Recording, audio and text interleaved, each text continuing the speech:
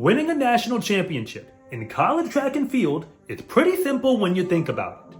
You find a bunch of talented athletes and convince them to wear your uniform, and then you ask them to go out there and be talented on the track. It's exactly how the women of Arkansas won the NCAA indoor title in 2023, because they had Britton Wilson, who was the most talented woman on the track, and she broke collegiate records to prove it. But she had help from Makira Nugent, who won the 60-meter hurdles by herself. If you include a 4x4 relay title and throw in some points here and there, then you have yourself a winner. But the problem with winning a national championship is as simple as it is, it's incredibly hard to do. Because convincing a bunch of talented athletes to actually wear your uniform and go out there and be talented at the same time is not as easy as you would think. In 2024, it's too early to tell who will win the NCAA title, either indoors or outdoors. But as I scroll through the leaderboards every weekend on TFRRS, I'm starting to notice a trend out there in Southern California. Right now, the Lady Trojans have 9 different women ranked inside the top 50 on the national list in at least one event. And they'd have 7 women on the starting list at the NCAA meet, if we had to hold that meet this weekend. This may not seem like a big deal to you until you realize that USC basically doesn't run distance events at all. They have a cross-country team, technically, but they're actually all the way at the bottom of the Pac-12, or what's soon to be the Big Ten. That's because all their resources go to the ladies, who sprint, hurdle, and jump out there. And as good as their women look right now, let me tell you, they are still underachieving. It only gets scarier for every other team in the NCAA when I point out that this is just the beginning. I rank track and field athletes across the entire nation, and allow me to point out that without even crunching all the numbers, it is abundantly clear that they have the best recruiting class in 2024.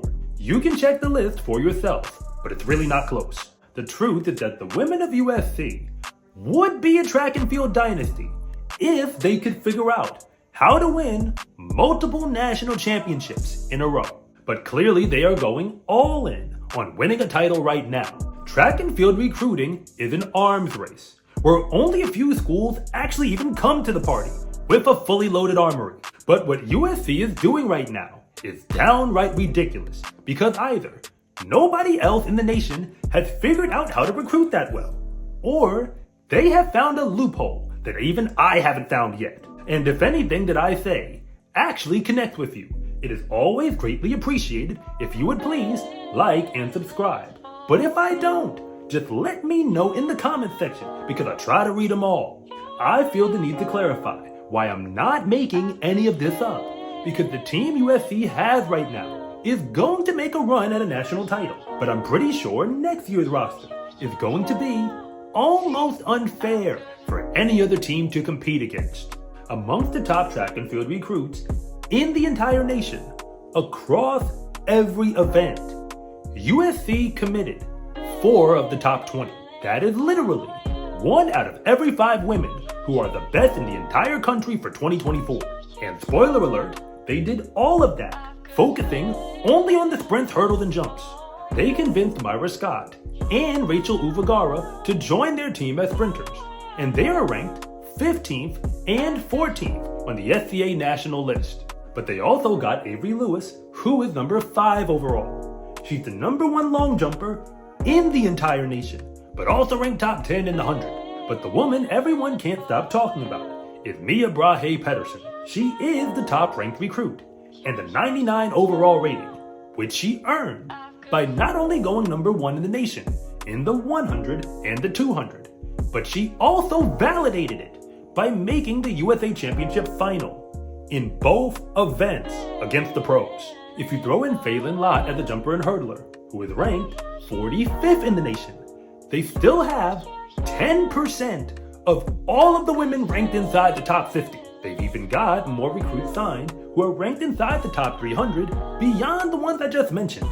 So the moral of the story is, if you really want to run for the USC Trojans on scholarship, it's probably one of those "don't call us, we'll call you" type of scenarios. And they already tried to tell you that USC had been doing this for a while.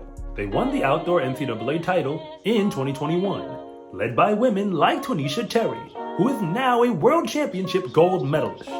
Anna Cockrell swept both of the hurdle events, and the Trojans won the 4x1 and finished second in the 4x4. But on top of all that, they made sure to put at least 2, but even one time 3 women in every single sprint event final. They also won the nation outdoors in 2018, using the exact same formula. The only major difference is that year they won the 4x4 relay in order to clinch the victory.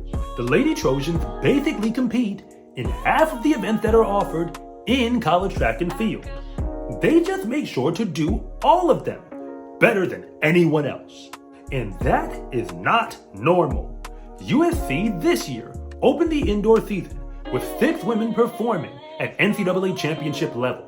Christine Mallard is a 400-meter runner who won the USA Junior meet in that event, but she hasn't even run a 400 one time through almost halfway of the indoor season. Instead, she ran the 60-meter dash and is ranked 13th in the entire nation in that event. Their highest ranked athlete is Jasani Carter, who at the time I'm recording this video is ranked 4th in the nation in the 200-meter dash. But that's likely going to change, because if Christine Mallard and Madison White flash the type of speed they've already shown in other events, they're likely going to join her on the national list in the 200. I'm not here to make a big deal about nothing, and I know that a bunch of things have to go right for any team to win a national championship. But what I am saying is that the hardest part of doing it is getting enough talented athletes to wear your uniform and go be talented at the same time. USC has solved that problem. Not just for this year, but clearly for next season as well. They may not win an NCAA title, but if they don't, it has to be considered a failure in my book. Because when you bring in that many talented ladies, the only correct result is the #1 spot. I just thought you should know that the Trojans are coming, and there's very little that any other team in the NCAA can do to stop them. Because rankings alone won't win an NCAA championship, but talented athletes definitely do, and USC has figured that part out. SCA track and field gear is here. Fast is a lifestyle, and what you wear should reflect that. Order yours at scarecruiting.com/shop, or use the link in the description below. It's a huge support to me and this channel, so I can continue to make you more content like this. And remember, it is always greatly appreciated if you would please like and subscribe.